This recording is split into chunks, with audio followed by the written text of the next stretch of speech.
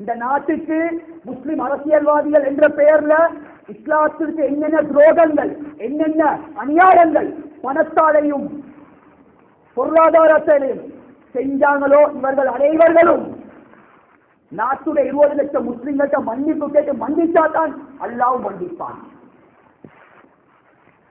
தேசிப்பட்டதில்லை இருவர்.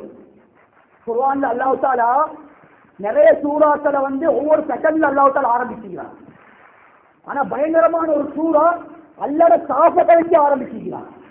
2 சூறா. அதுல ஒரு சூறா தான் வயலுள்ளில் முத்தஃபிஃபீன், அளவை நிறுவையில மோசடி செய்யக்கூடியவர்களுக்கு நாசம் உண்டாகட்டும். அந்த வயல் என்றதுக்கு உலமாக்கள் 2 விளக்கம் சொல்றாங்க.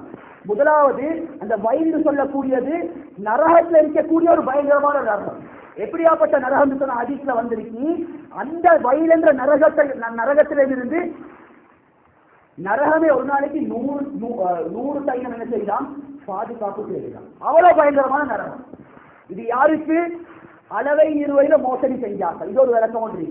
இன்னொரு விளக்கம் சொல்றாங்க, இது அல்லாஹ் சாபம் செஞ்சிருக்கிறாங்க.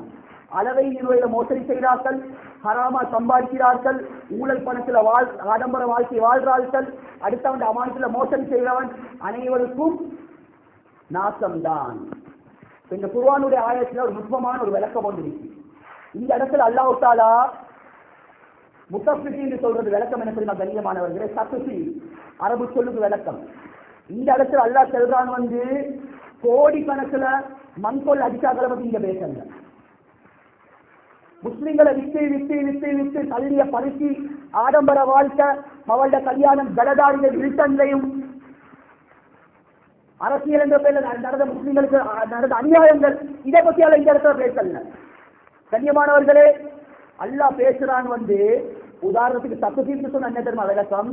ஒருத்தர் வியாபாரம் பண்றாரு. வியாபாரம் பண்ணக்கூடிய நேரத்துல 10 கிலோ அரிசி கேட்கிறாரு.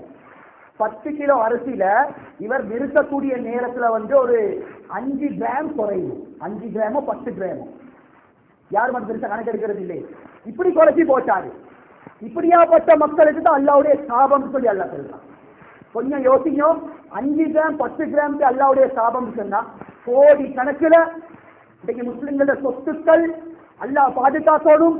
யாராலேயோ எவராலேயோ அபகரிக்கப்பட்டிருக்கு. இதுக்கு கியாமத்துடைய நாளையில இந்த பாவத்தை இப்படியாப்பட்ட மக்கள் எங்க போய் தொலைக்க போறாங்க?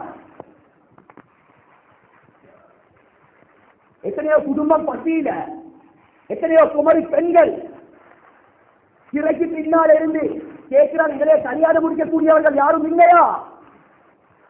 நாங்க ஜினால போறோம், நாங்க விபச்சாரத்துல போறோம். யாராவது கரம் பிடிக்கக்கூடிய ஆண்கள் இருக்கிறாங்களா? இல்ல. இன்னைக்கு செல்வந்தர்கள் செலவர்கள் எடுத்துக்கணும். அவளோட கல்யாணம் 2.5 கோடி 3 கோடி. சுபஹானல்லாஹ், சும்மா பேசல. சில மஜ்மாக்களுக்கு பேச நான் இதை சொல்லிட்டு வந்திருக்கிறேன். நாங்க யாருக்கு எந்த பணக்காரன் நாங்க பூசுறது இல்ல. ஹராம் செஞ்ச எவனும் ஹராம் தான். ஏன குடும்பம் செஞ்சல் ஹராம் தான். அது அந்த பொம்பளை புள்ள கல்யாணம் முடிச்சுட்டு கொள்ள வசதி வாய்ப்பு இல்லாம கிடையாது. ஓண்ட மவள்ட கல்யாணம் 2.5 கோடி 3 கோடி.